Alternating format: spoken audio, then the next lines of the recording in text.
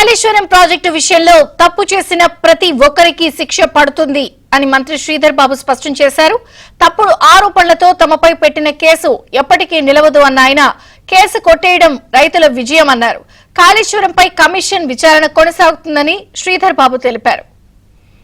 అక్రమంగా పెట్టిన కేసు, తప్పుడు ఆరోపణలతో పెట్టిన కేసు ఎప్పటికి కూడా నిలవదు. ఇది ఖచ్చితంగా మేము బాటంగా, ఎందుకంటే రైతుల పక్షాన్ని నిలబడ్డాం. మరి పూర్తి స్థాయిలో కేసు అనేక సందర్భాల్లో విచారణ జరిపిన తర్వాత న్యాయమూర్తి గారు కేసును కొట్టివేయటం జరిగింది. ఇది ప్రజా విజయం, ఇది మా రైతుల విజయం.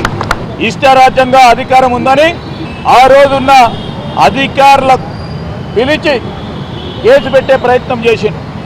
కళ్ళు మూసుకొని కింద స్థాయి ఉన్నోళ్ళు చెప్పిందంతా చేసే కార్యక్రమం చేసిండు ఆ రోజు ప్రభుత్వానికి సంబంధించిన వ్యక్తులు. అలాంటి వ్యవస్థను తయారు చేసుకొని ఇప్పుడు కూడా అదే విధంగా నడుస్తూ ఉన్నారు. ఏమంటారు, రాక్షస ఆనందం పొందిన కొంతమంది